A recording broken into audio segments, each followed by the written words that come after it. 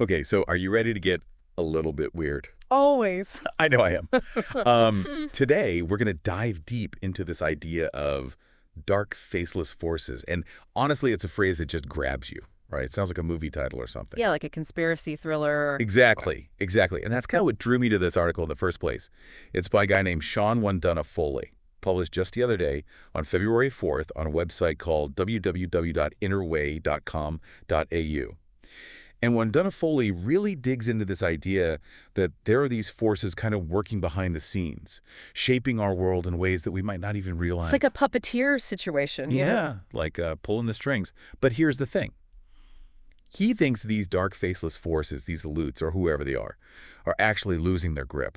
And he thinks it's because more and more people are waking up, kind of starting to see through the illusions, the manipulation. Have you ever felt that way? Like there's something else going on, something we're not being told. Oh, absolutely. I think it's a pretty common sentiment these days, that feeling that things aren't quite adding up, that the official narrative maybe isn't the whole story. Yeah, exactly. And Wandana Foley really leans into that. So how about we break this down a bit? Let's start with who he thinks these dark faceless forces actually are. Right. So he doesn't really give us a clear-cut definition. It's more of a broad category. Mhm. He throws out terms like elites and cabals, mentions corrupt agencies, even governments. It's kind of this shadowy mix of powerful individuals and institutions. Okay, so not like some guy in a black cloak lurking in the shadows then. Well, he doesn't quite say that. Right, right. But the implication is that these forces operate in secrecy. They're hidden, they have their own agendas, and they don't always align with the best interests of the people. Okay, so these shadowy figures, these dark faceless forces, they're losing control because people are waking up, right? That's the main idea here. Exactly. He calls it a new age of truth. And he seems to think that honesty, integrity, accountability, these are the values that are going to prevail. Wow. That's that's pretty optimistic, isn't it? Yeah. I mean, do you think that's realistic? Like, is the world really headed towards some kind of truth-fueled utopia? Well, I think it's certainly a nice thought.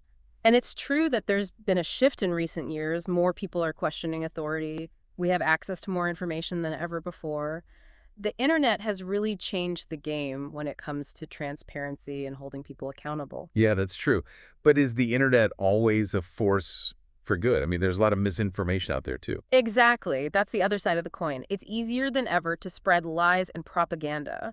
So while there's this potential for a new age of truth, like one Donna Foley talks about, there's also a risk that we could end up in a world that's even more divided and confused. Listen, every tool can be used for good or bad. Yeah. Depends who's wielding it. But either way, it seems like this shift towards more awareness, more questioning. Wandana Foley thinks it's a good thing.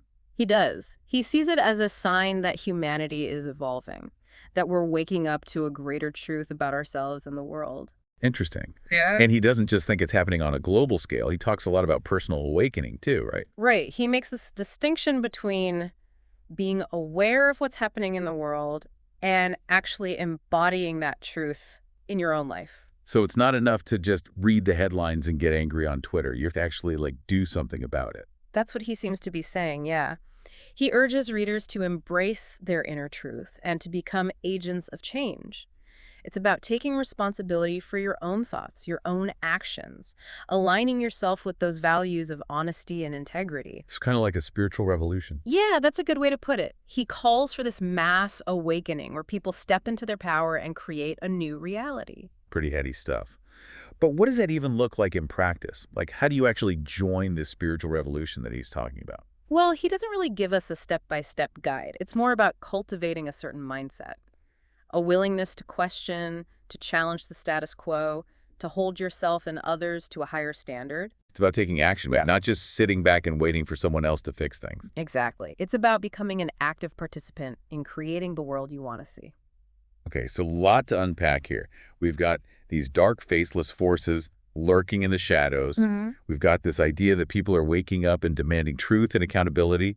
And then we've got this call to action to join a spiritual revolution and create a better future. Yeah, those are the big takeaways. A lot to think about. And you know what's interesting? He doesn't really offer any concrete proof for these dark faceless forces. It's more of a feeling or intuition he's describing. Right, so it's important to be discerning, right? Sure. Not just blindly accept everything we read. Exactly. Critical thinking is key. Question everything. Look for evidence. Consider different perspectives. But even if we're skeptical of the specifics, I think there's something valuable in this idea of staying aware, staying engaged. Because whether it's shadowy elites or just the everyday challenges of our world, we all have a role to play in shaping a better future. That's a great point. It's about taking responsibility, not just blaming some outside force for all the world's problems. Right. It's about recognizing that we all have the power to make a difference, even in small ways. It's about choosing honesty and integrity in our own lives and demanding the same from our leaders and institutions. Well said. And I think that's a great place to leave it for today. A lot to ponder, a lot to maybe even argue about. But that's what these deep dives are for, right? To get us thinking, to challenge our assumptions. So keep those minds open, folks. Keep questioning, keep exploring.